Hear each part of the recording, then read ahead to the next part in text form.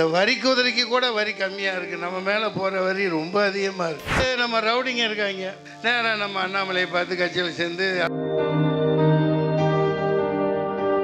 மடிப்பிச்சை எடுத்தாவது இந்த மண்ணை காப்பாற்றுவோம். இங்கே வந்து அண்ணாமலை பள்ளிக்கூடம் கத்துன்னு கத்தியாச்சு, போராடியாச்சு, செய்ய மாட்டேங்கிறீங்களே. தம்பி விஜய் உதடு வலிக்க முத்தம் குஞ்சியும் ஆனந்த் 2 கோடி பேரை இயக்கத்தில் சேர்றதா என்ன? 2 மசூதியை இடிச்சுட்டு மத கலவரத்தை உண்டு பண்ணி சாவடிச்சிட்டா என்ன முஸ்லீம்லாம் சேர்த்து போயிடுவாங்களா? ஆனால் மோதி மஸ்தான் இருக்காரு, என்ன நடிப்பு நடிக்கிறாருப்பா. வானமடி நீ எனக்கு, வண்ணமயில் நான் உனக்கு. வானமடி நீ எனக்கு, வண்ணமயில் நான் உனக்கு. வீணையடி நீ எனக்கு, மேவும் விரல் நான் உனக்கு. பானமடி நீ எனக்கு, பாண்டமடி நான் உனக்கு. காதலடி நீ எனக்கு, காந்தமடி நான் உனக்கு. வேதமடி நீ எனக்கு, வித்தையடி நான் உனக்கு. வேதமடி நீ எனக்கு, தாம் தருகிட தத்து ததுங்கின தோம் தருகிட ததுங்கின தோம் தருகிட திட்டாம். வேதமடி நீ எனக்கு, வித்தையடி நான் உனக்கு. போதமுற்ற போதினிலே, போதமுற்ற போதினிலே பொங்கி வரும் தீஞ்சுவையே. அப்படியே பால் பொங்குது ஒவ்வொரு வீட்டிலும், அப்படியே பொங்கி கொஞ்சம் கவனிக்காம விட்டுட்டா அப்படியே பொங்கி அந்த வாடை வரும் பாருங்க. எவ்வளோ அனுபவிச்சு என்னோட டெஃபினிஷன் எக்ஸ்பிளனேஷன் வித்தியாசமாக இருக்கும். பேராசிரியர்கள் பொறுத்தருள்க. போதமுற்ற போதினிலே பொங்கி வரும் தீஞ்சுவையே, நாத வடிவானவளே நல்லுயிரே Kannamma. The absolute principle of beauty என்று சொல்லக்கூடிய தனது ஆத்மீக அழகை, ஆத்மீக ஜீவாத்மாவை, ஒரு கண்ணம்மா என்ற உயிர் பெண்மணியை வர்ணித்து நினைத்து ஜீவாத்மாவுடன் பரமாத்மாவை இணைத்து தரிசனம் பெற்றான், தரிசனம் பெற வைத்தான் முண்டாசு கவிஞர் சுப்பிரமணிய பாரதி. அதுபோன்று இந்நன்னாளில், ஜெயலலிதா அம்மையார் பிறந்த இந்நன்னாளில் நான், ஏன்னா அவங்க ஒரு அரசியல் ஆளுமை, அவரை பாராட்ட வேண்டிய விஷயங்கள் நிறைய இருக்குது. இவ்வளவு ஜிஎஸ்டி, லொட்டு லொஸ்கு, டோல்கேட்டு, வரி வரி வரி, இந்த வரி குதிரைக்கு கூட வரி கம்மியாக இருக்குது. நம்ம மேலே போகிற வரி ரொம்ப அதிகமாக இருக்குது. வரி வரி, திண்டா வரி, பேண்டா வரி, படுத்தா வரி, எந்திரிச்சா வரி. அப்படி நொந்து போய் நிற்கல ஒரே ஒரு ஆறுதல், அந்த அம்மையார் இரும்பு பெண்மணி கொண்டு வந்த சத்துணவு. அது என்ன? அம்மா உணவகங்கள். நன்றி சொல்லணுமா இல்லையா? அப்படி ஒரு சுப்பிரமணிய பாரதியின் அர்ப்பணிப்பை போன்று எப்படி தரிசனம் பெற்றானோ ஜீவாத்மாவையும் பரமாத்மாவையும் இணைத்து, அதுபோன்று இந்த நன்னாளில் இருந்து நான் என்னுடைய வாழ்வின் மிஞ்சிய நாட்களை முழுக்க முழுக்க முழுக்க முழுக்க இந்த மண்ணின் மீட்சிக்காகவும், வேலை வாய்ப்பின்றி தவித்து கொண்டிருக்கின்ற என் தமிழர்களுக்காகவும், தமிழனை பிரதமராக்கணும், மீனவர்கள் பாதுகாக்கப்படணும், மாணவர்கள் கஞ்சா அடிச்சுக்கிட்டு என்ன கூலிப்பா என்னமோ வச்சுக்கிட்டு தெரிகிறாங்க, இதிலேருந்து விடுதலை கிடைக்க வைக்கணும், 40 இருக்கிறத 50 எம்பி சீட் ஆகணும். அது ரொம்ப ஈஸி. அப்புறம் வாரேன். இது போன்ற லட்சியங்களுடன் என்னை நான் முழுமையாக இந்த மண்ணில், இந்த ஜீவானந்தம் அவர்கள் வாழ்ந்த மண்ணிலே இன்றிலிருந்து நான் சங்கல்பம் எடுக்கிறேன், சத்தியம் எடுக்கிறேன். உங்களுக்காக உழைப்பேன், உழைக்க வைப்பேன், அனைத்து லட்சியங்களையும் நாம் ஈடேற்றுவேன் என்று கூறி எனது உரையை துவங்குகிறேன். எனது உயிரினும் மேலான என் தாய் திருநாட்டின் தமிழ் பெருங்குடி மக்களே, அனைத்து சமுதாயத்தைச் சேர்ந்த சகோதரர்களே, சகோதரிகளே, ஒரு ஜாலியாக காமெடியாக பேசிட்டு போகலாமா? இராணுவ வீரர். அப்போ அந்த சகோதரர் கொஞ்சம் ஃபோனை வாங்கு, அவர் பொண்டாட்டியை தொந்தரவு பண்ணிக்கிட்டே இருக்கார் இங்கேருந்து. ஆமாம், இராணுவ வீரர்கள்லாம் மிலிட்ரியெல்லாம் இருந்து ரிட்டையர் ஆகிட்டா 10 வருஷம் 20 வருஷம் 30 வருஷம் வேலை செஞ்சு ரிட்டையர்மெண்ட் ஆனவுடனே நேராக வந்து மாலில் பிஜேபி ஆஃபீஸில் வாட்ச்மேன் வேலை, செக்யூரிட்டி வேலை செய்கிறாங்க இல்லையா? அடுத்து நம்ம ரவுடிங்க இருக்காங்க. அதான் நம்ம ரவுடிங்கன்னு ஏன் சொல்லணுன்னா, சதக்குன்னு போய் 8 10 10 5 எத்தனையோ கொலைகளை பண்ணிவிட்டு கஞ்சா விற்று பெரிய பெரிய தாதாவாக இருந்துட்டு கொலை பண்ணிவிட்டு அப்படியே அந்த ரத்தத்தை அப்படி தொடச்சிட்டு நேராக நம்ம அண்ணாமலையை பார்த்து கட்சியில் சேர்ந்து அரசியல்வாதி ஆயிடுறாங்க. அவரும் ஐபிஎஸ் படித்தவர் பாருங்கள். அந்த மாதிரி உத்தமர்களை தான் தேர்ந்தெடுத்து போடுவாங்க. ஏன்னா ஐபிஎஸ்லாம் அதான் சொல்லித்தர்றோம். ஐபிஎஸ் ஐஏஎஸ்லாம் இந்த மாதிரி கொலைக்காரன் கூட்டுக்கலவாணி முல்லை மாதிரி இவங்களை எல்லாத்தையும் சரி, அது அடுத்து அரசியல்வாதி ஆயிடுறாங்க. யார்? இந்த ரவுடிங்கெல்லாம். இந்த மாதிரி நான் குறிப்பிட்ட யாரையும் சொல்ல விரும்பலை. சினிமாவில் ஹீரோ உதடு வலிக்க முத்தம் குஞ்சியும் இல்லையா? முத்தம் குஞ்சிட்டு ஸ்டேட்டுக்கு ஒரு ஹீரோயினி கூட, எத்தனையோ கதாநாயகி கூட முட்டி வலிக்க டான்ஸ் ஆடி அப்படி திரும்பி அப்படியுமாங்க. ஏன்னா சினிமாக்காரன் வந்து நானே சினிமாவாரேன்னு நினைக்கக்கூடாது. நான் கூலிக்காரன். ஒரு கையை அப்படின்னா 10 பேர் அங்கிட்டு விழுகுவான், இப்படி திரும்பினா இங்கிட்டு 20 பேர் விழுகுவான், கை தட்டுவோம். அப்படி சினிமா நடிகர்கள் மட்டும் ரிட்டையர்மெண்ட்டு ஆகி அரசியலுக்கு வந்தால் ஸ்ட்ரைட்டாக சிஎம் தான், சீஃப் மினிஸ்டர் தான். ஆமாம். ஆனால் இந்த வில்லனுக்கெல்லாம் எதுவும் கொடுக்க மாட்டிங்களா? என்னப்பா இது அநியாயமாக இருக்குது. எல்லா கோட்டாவும் இவங்களே எடுத்துக்கிட்டா கொடுமைப்பா இது. பரவாயில்ல, எனக்கு அதை பற்றிலாம் கவலை இல்லை. நம்ம இப்போ டெல்லி எங்கேப்பா பாராளுமன்ற படம் இருக்கா, அதான் நமக்கு பிடிக்கும். இப்போ மோடி ஒன்று புதுசாக கட்டி விட்டார். எப்படி 2ஆம் நாள் அப்படி இல்லை, விளையாட்டுக்கு இல்லை, பாரம்பரியமானது. அவ்வளோ மோதிலால் நேரு கொடுத்ததா எப்போ இருந்து அவங்க எத்தனை பேர் அந்த கட்டடத்தை விட்டுட்டு இவர் எத்தனையோ ஆயிரக்கணக்கான கோடியை செலவு பண்ணி புதுசாக கட்டினார். 2ஆம் நாள் ஒரிசாவில் ஆக்சிடெண்ட் ஆகி அந்த கட்டடம் மாதிரியே இருக்குது அந்த ட்ரெயின் எல்லாம். அப்படியே அந்த எப்படி ஆக்சிடெண்ட் ஆகி அந்த அந்த பெட்டிகள் விழுந்து கிடந்ததோ அதுதான் 2ஆம் நாள் ஆக்சிடெண்ட் ஆச்சு. இதை நான் இந்த இடத்துல எதுக்கு சொல்கிறேன்னா, நான் கேலி பண்ணி கிண்டல் பண்ணி கையெல்லாம் தட்டாதீங்க. ஒரு சில விஷயங்கள் இருக்குது. இப்போது நாங்களும் அந்த ஒரு இதில் தான் பயணிக்க போகிறோம். அதாவது ஒரு கோயில் கட்டணுன்னா மடிப்பிச்சை எடுத்து எல்லாத்துட்டையும் கந்தா கொடு, பாய் கொடு, நீ கொடு, அவர் கொடுன்னு ₹1 2 10 ஏதோ அந்த காணிக்கையில் வாங்கி எல்லாம் ஊர் கூடி தான் ஒரு கோயில் கட்டணும். திருவொற்றியூர் தாண்டி ஒரு இடம், அங்கே நான் இங்கே இந்த குறுக்குப்பேட்டையில் ஒரு இடம் வச்சுருந்தேன், விற்றுட்டேன். இப்போது இந்த ரியல் எஸ்டேட் எல்லாம் பண்ணி விற்று வாங்குவேன். அப்பப்போ எலெக்ஷனில் நிற்பேன், விட்டுருவேன், படையெடுப்பேன், விட்டுருவேன். அந்த கோயில் வந்து நான் போய் பார்த்தேன், மிகப்பெரிய கோயில். அது ஏக்கர் கணக்காக பயங்கரமான விக்கிரகங்கள், சிலை, அற்புதமான வடிவமைச்சு தொழிலாளர்களுக்கு இவங்களுக்கு பூசாரிகளுக்கெல்லாம் அறைகள் இப்படி கட்டியிருந்தார். கட்டி முடித்து கும்பாபிஷேகம் இதெல்லாம் முடிச்சுட்டு காலையில் வந்து வெளியே வீட்டுக்கு விட்டு வெளியே வர்றாரு. அவர் வாடகைக்கு விட்டுருந்த அந்த கம்பெனிலேருந்தே வண்டி ரிவர்ஸ் வந்து மிதித்து இறந்து போயிட்டார். ஊர் கூடி தேர் இழுக்கணும், எல்லாம் சேர்ந்து ஒரு விஷயத்தை செய்யணும். அந்த ஒரு விதத்தில் நாங்களும் இந்த ஜனநாயக புலிகள் ஒரு நம்பிக்கையில் ஏன் இறங்கியிருக்கோம்னா, மடிப்பிச்சை எடுத்தாவது இந்த மண்ணை காப்பாற்றுவோம். கண்டிப்பாக மாற்றி யோசிக்கணும். எப்பட்றா இப்படி கோடிக்கணக்காக இவன் பணம் போட்டு அவன் 50 கோடி 100 கோடி செலவழித்து நிற்கிறானே, 10ஓட 11 அத்தோட இது ஒன்று, இவனுக்கு இந்த பொழப்பு தேவையானலாம் நீங்கள் நினச்சிக்கிட்டு இருக்கலாம். டெல்லிக்கு இப்போ போனேன் இந்த பதிவு பண்ணுறதுக்காக.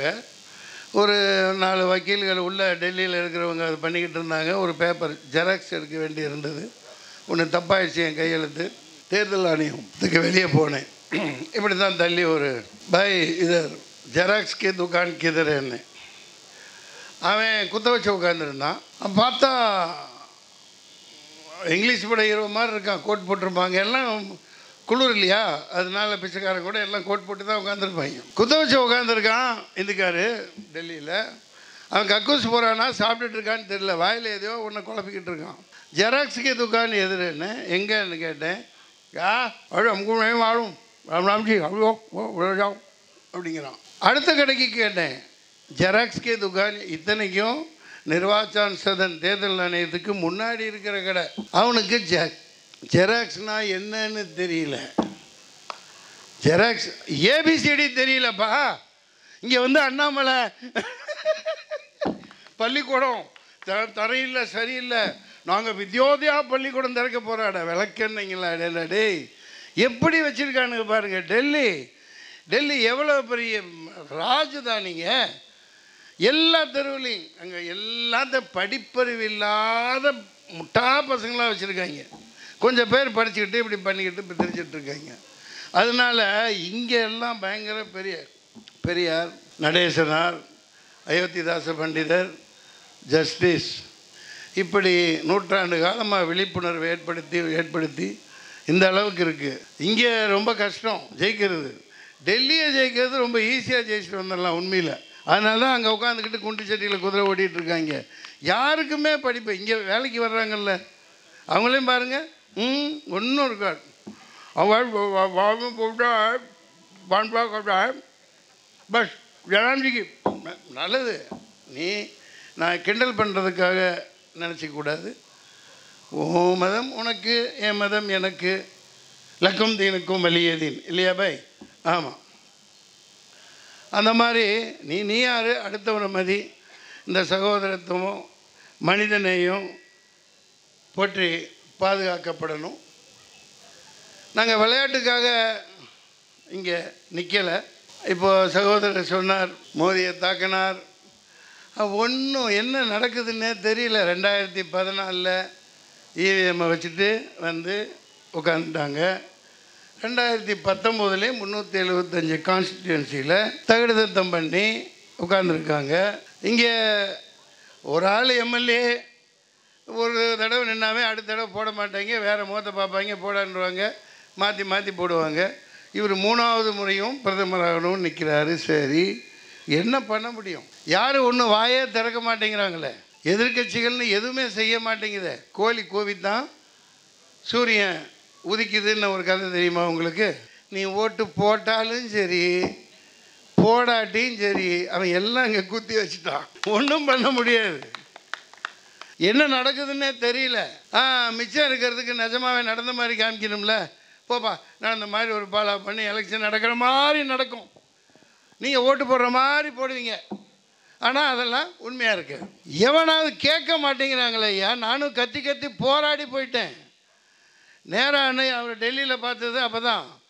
டெல்லியில் போய் 4 வருஷம் முன்னாடியே 2-3 லட்ச ரூபா செலவு பண்ணி கேஸ் போட்டு சுப்ரீம் கோர்ட்டில் போயிட்டு இதை நிப்பாட்டணும், இது டுபாக்கூர் மிஷினு, ஒரு ஸ்க்ரூ டிரைவரும் சாலிட்டரும் கொடுங்க, ரிச்சி ஸ்ட்ரீட்டில் ஒரு ஆளை கூட்டிகிட்டு வந்து இதை குட்டி போட்டு காட்டுறேன் அப்படின்னு சொன்னேன். தலைமை நீதிபதி தள்ளுபடி பண்ணிட்டார். அந்த மாதிரி ஆயிரக்கணக்கான கேஸை தள்ளுபடி பண்ணுறார். சார், இந்த தாளிகைகள் மீடியாக்கள் இங்கே இருக்கிறவங்க தயவு செஞ்சு இந்த செய்தியை போடுவீங்களான்னா போட மாட்டேங்கிறீங்க. இந்த எலெக்ஷன் நடத்துகிறதெல்லாம் இருக்கட்டும்டா, முதல்ல இதை மாத்திரா. கற்றுன்னு கத்தியாச்சு, போராடியாச்சு, செய்ய மாட்டேங்கிறீங்களே. மீடியாக்கள் ஏன் போட மாட்டேங்கிறீங்க? நாளைக்கு இந்த செய்தியை பத்திரிக்கையில் போடுவீங்களா? பேலட் பேப்பரில் நடத்தாதேன்னு கதறாங்க. இது இப்போ என்ன ஆட்சி? என்ன இராணுவ ஆட்சியை விட கேவலமாக இருக்குல்ல. எதிர்கட்சின்னு சொல்கிறோம், பேச மாட்டேங்கிறாங்க. இங்கே 38 எம்பி வச்சுருக்கிற திமுக பேச மாட்டேங்கிறாங்க. நம்ம நண்பர் சகோதரர் திருமாவளவன் மட்டும் போராடுறாங்க. அது என்னத்துக்குன்னு தெரியல. யாரும் கண்டுக்க மாட்டேங்கிறாங்க, போடவே மாட்டேங்கிறீங்க. சார், இது எவ்வளோ பெரிய கொடுமை சார். ஏமாற்றிக்கிட்டு இருக்கான். இதுதான் சகோதரர் எல்லாமே சொல்லிகிட்டு இருக்காங்க. இது எப்படி சார்? நீதிபதிகள் தயவு செஞ்சு இதை நிப்பாட்டணும். இதை வச்சு ஏமாற்றிட்டு பிழைக்கிறான். அது ஒரு டுபாக்கூர் மிஷினு, டப்பா மிஷினு, செருப்பால் அடித்து உடைக்க வேண்டியது. அதை தயாரிக்கிறதும் இவனே. அதை தயாரித்த அமெரிக்கா, ஜப்பான் 2 நாடுகளுமே விட்டுருச்சு. எந்த நாட்டிலையுமே பேலட் பேப்பரை தவிர எந்த வெறும் அந்த சோமாலியாவோ ஏதோ ஒன்று, நைஜீரியா, அதுக்கப்புறம் இந்தியா. ஏன்னா ஏமாற்றி ஆட்சியிலேயே உட்காந்துக்கிட்டு இந்த மெஷினில் ஓட்டு போடுற முறை இருக்கிற வரைக்கும் சும்மா நாடகம்தான் போடுவாங்களே தவிர உங்கள் காலில் வந்து கெஞ்சி விழுந்து ஓட்டு போடுங்கன்னு கேட்டால் அது பேலட் பேப்பரில் வாக்குச்சீட்டில் போடுவீங்க பாருங்கள். அப்போ தான் உங்களை வந்து கெஞ்சுவாங்க. நம்மளோட ஓட்டினோட உரிமையும் அருமையும் தெரியும். சார் இந்த மீடியாக்கள் ஏன் இதை செய்ய மாட்டேங்கிறீங்கன்னு தெரியல. நான் இப்போ வந்து 2 நாள் ஆலோசனை எல்லாம் வாயை பற்றிட்டு உம்முன்னு உட்காந்துருக்காங்க. இதை பற்றி பேசவே இல்லை. இதை தேர்தல், இது தேர்தல், இது எனக்கு ஒன்றும் புரிய மாட்டேங்குது, என்ன பண்ணுறதுனே தெரியல. இன்னொன்று, நான் சும்மா இங்கே வந்து இதற்கான தேவை இருக்குது. இப்போ பெரியார், அண்ணா, அதாவது அண்ணாவெல்லாம் கடவுள் மறுப்பாளர், அவரை போல் அறிஞர் அண்ணான்னு சொல்கிறோம்னா உண்மையிலேயே அவரோட நூல்கள் கொஞ்சமாவது நீங்கள் படிங்க. அரசு வந்து குடிப்பகங்கள் அதிகமாக திறந்துட்டு படிப்பகங்கள் ரொம்ப குறைவாக இருக்குது. பள்ளிக்கூடம் படிக்கிற குழந்தைகளில் இருந்து எல்லாம் குடிச்சிக்கிட்டு இருக்கான், குடிக்க அடிமையாகிட்டான்.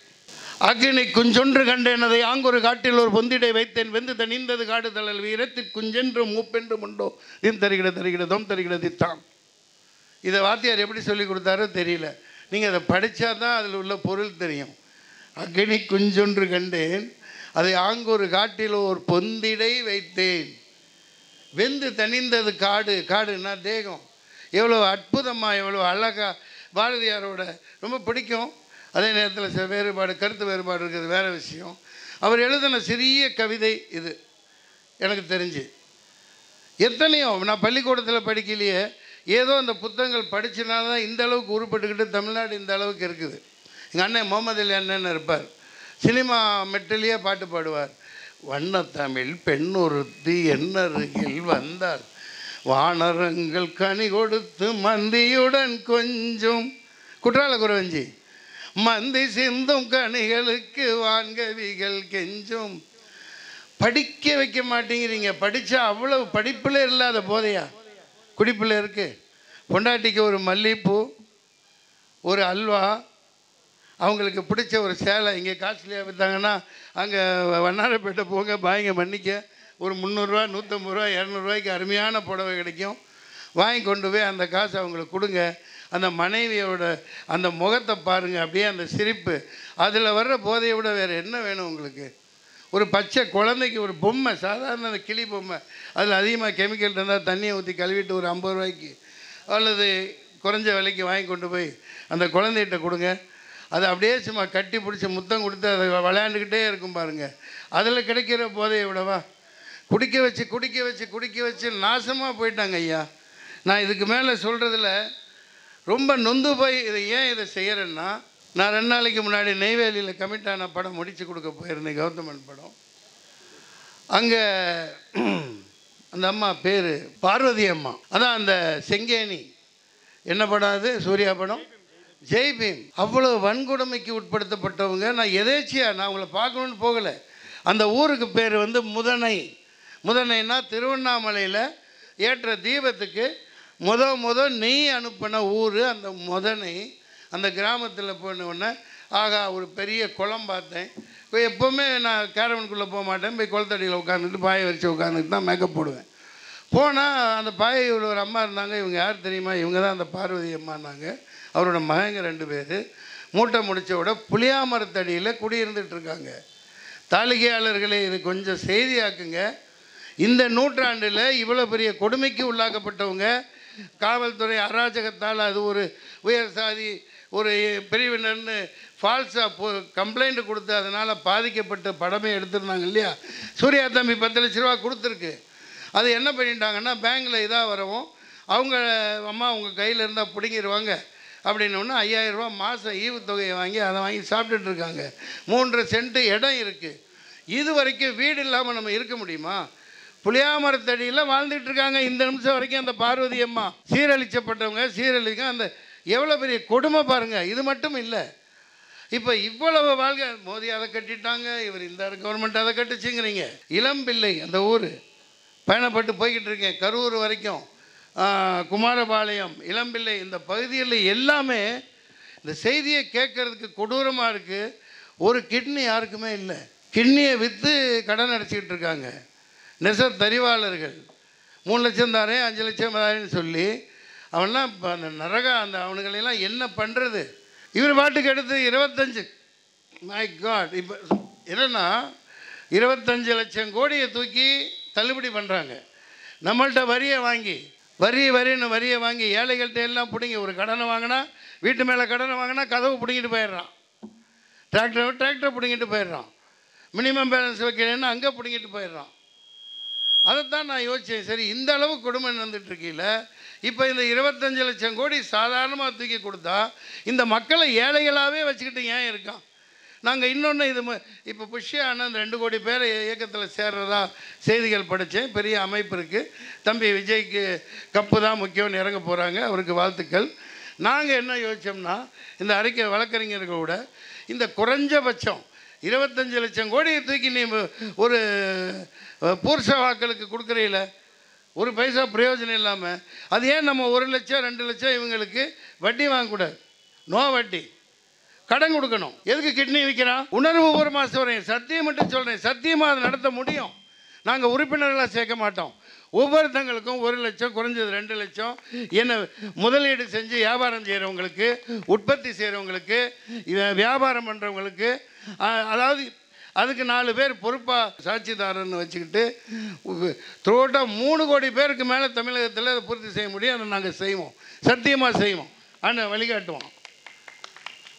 30 கோடி பேர் நைட்டு சாப்பாடு இல்லாமல் தூங்குறான்னு போட்டு யூஎன்ஏ ரிப்போர்ட் சொல்லுது. ஏகப்பட்ட விஷயங்கள் நானும் 10ஓட 11 பேசிகிட்டு இருந்தேன். அதில் அர்த்தம் இல்லை.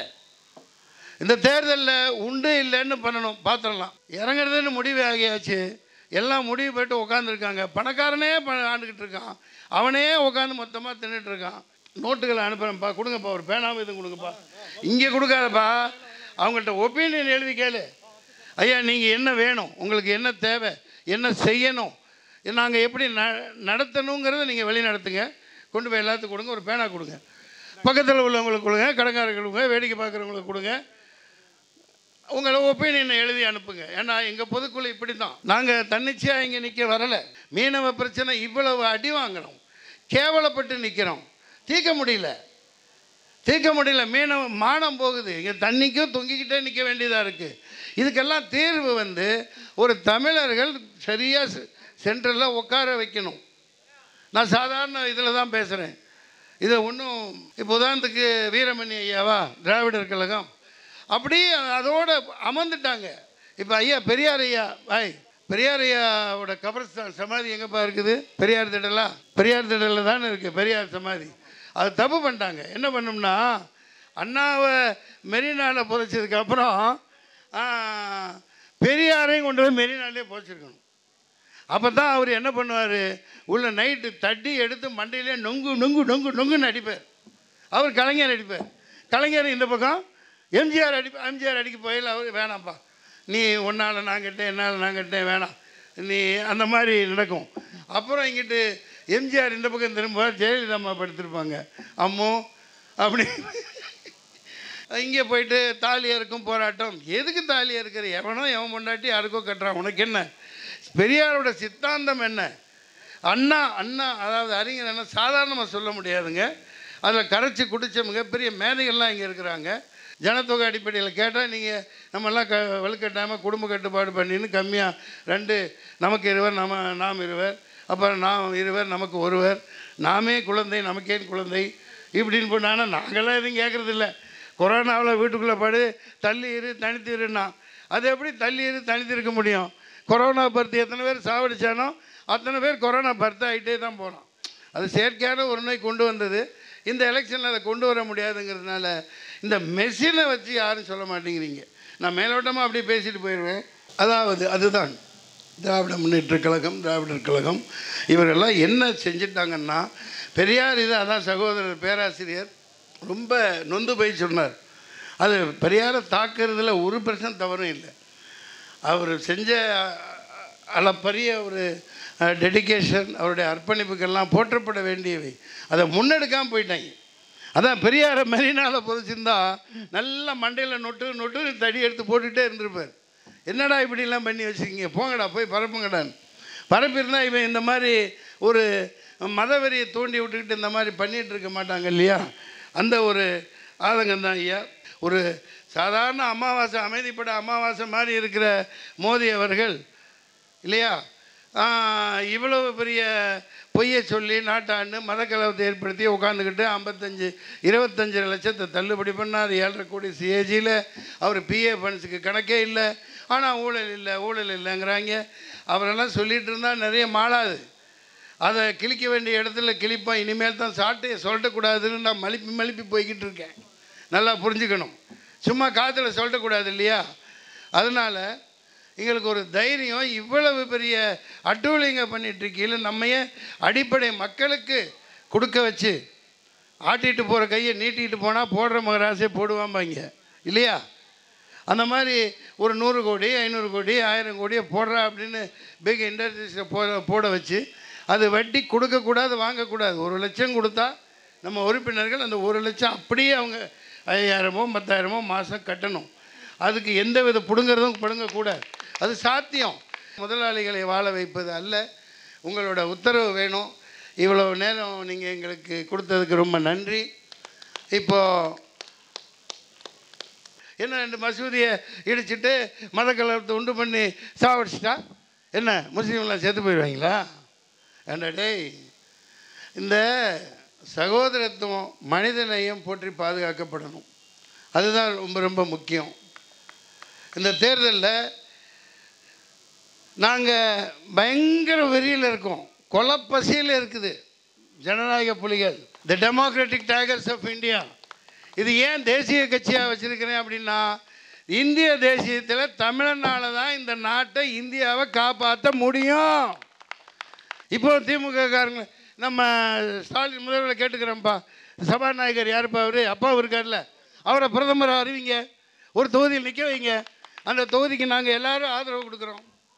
இல்லை நல்ல கண்ணு நிற்க வைங்க. எவன் கேட்குறது? இப்படி அவன் ஓட்டு பட்டியலில் போட்டுட்டு எல்லாம் ரெடி பண்ணி வச்சுட்டு ஓட்டு கேட்டு வர்றோமா? ஐயோ அப்பா, அந்த கோயிலை வச்சு என்ன நடிப்பு நடிக்கிறாருப்பா இந்த மோதி. சத்தியமாக அன்றைக்கி கழட்டி போட்டேன், இங்கே வேணான்னு முடிவு பண்ணிட்டேன். அப்படி போகிறார், அப்படி பக்தியில் போகிறார் ராமேஸ்வரர் கோயிலுக்குள்ளே. நானே மேக்கப் மேனுக்கெல்லாம் கூட்டிகிட்டு போயிட்டு வெளியே உட்காந்துருப்பேன். அவங்க 20 கேணியா 21 கேணி எத்தனையோ இருக்குது, 7. அதில் தண்ணி அவள் அப்படியே நிற்கிறார். தண்ணி ஊற்றுறாங்களாம், உட்காடுறாங்களாம். பீச்சில் நடிப்பு என்ன, அதாவது என்னென்னா சோழி குடிமி சும்மா ஆடாதுமாங்கல்ல, அது பழசு. ஆனால் மோதி மஸ்தான் இருக்கார், எல்லாம் அங்கே செட் பண்ணிவிட்டு இங்கே ஒரு ட்ராமா அப்படியே பக்தியில் பக்தி. அங்கே எல்லாம் படிப்பறை ஏபிசிடி தெரியல சார். தம்பியெல்லாம் நல்லா பார்த்துங்க, நீங்கள் இந்த அறிவு பேசுனீங்கல்ல, இதெல்லாம் இங்கே சகஜம். அங்கே வந்து பெரிய பெரிய டீச்சர்களுக்கே இங்கிலீஷ் தெரியல, பார்த்துருப்பீங்க வீடியோவில். முல்லை கொடி படர வேண்டும் என்றால் அது எட்டி மரமாக இருந்தாலும் சரி, நெட்டி மரமாக இருந்தாலும் சரி, நாங்கள் கூட்டணி வச்சிருந்தோம்னா வச்சு தீருவோம். பார்த்துக்கலாம். எங்கள் கொள்கை இது. மீனவர்கள் காக்கப்படணும், மாணவர்கள் காக்கப்படணும், மத நல்லிணக்கம் பேணணும், இஸ்லாமிய சிறைவாசிகளை விடுதலை செய்யணும், தமிழர் மீனவன் ஒருத்தன் தாக்கப்படக்கூடாது. கடலோரத்தில் 10-15 தமிழ் காவலர்களை, தமிழ் ஆஃபீஸர் ஏஜிபி டிஜிபி மாதிரி போட்டு 2 கப்பலோ 1 கப்பலோ நிரந்தரமாக நிப்பாட்டு, அங்கே ஒரு தனி ஈழத்துக்கு உண்டான சமரசமாக தனி நாடாக வாழக்கூடிய இதை ஏற்படுத்தி கொடு. இந்த கொள்கைகளை ஏற்றுக்கிட்டிங்கன்னா நாங்கள் கூட்டணி வைப்போம், உங்களுக்காக பிரச்சாரம் பண்ணுவோம், நிற்போம். இந்த மாதிரி ஒரு முடிவில் தான் நாங்கள் இருக்கிறோம். பார்த்துக்கலாம், அப்புறம் பார்த்துக்கலாம். என்ன உங்கள் முடிவு? காரை விட்டு இறங்கிலையே சார் சார் சார் சார் நடிகர் சொல்லி சொன்னாங்க 150 கோடி வாங்குறாங்க, எங்களுக்கு 1000 ரூபா இவங்க கொடுத்தாங்க, அவர் வந்தால் ஒரு 25,000 கொடுப்பார்ல. அவன் முடிவில் இருக்கான். இப்போ தேர்தலில் சாயந்தரம் பேப்பர்லாம் பாருங்கப்பா, நாங்கள் பறக்கும் படை அமைப்போம். ஏண்டா முதல்ல ஈட்டி அந்த மெஷினுக்கு ஆமாடா, அதை ஏன்டா கேட்க மாட்டேங்கிறீங்க? எக்ஸாம் எழுத போகிறவங்களுக்கு 2500 பேரை வச்சு பறக்கும் படை அமைக்கணும்.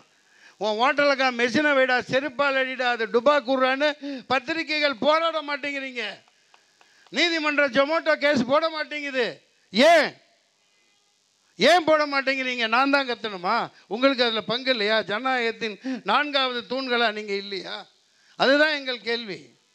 ஏண்டா நாதாரி பிள்ளைங்களா, அட நாசமாக போனவனுங்களா, எந்த ஒரு நாட்டில் கிட்னியை விற்று கடனை அடைச்சிக்கிட்டு தறி நெய்கிறவங்க செத்து மடியிறாங்க. அண்ணாமலை அவங்க உங்கள் கண்ணுக்கு தெரியலையா? மோடி அரசு எவ்வளோ பேருக்கு எத்தனை வீடு கட்டி கொடுத்தீங்க? இன்னும் அந்த அம்மா இதை போடுவீங்களா இல்லையா? புளியா மரத்தடியில் படுத்து தூங்குதப்பா அந்த அம்மா டெய்லி. அந்த மாதிரி 100கணக்கான லட்சக்கணக்கான பேர் இருக்காங்களா இல்லையா? நன்றி. உங்களது அன்பிற்கும் ஆதரவுக்கும் மிக்க நன்றி.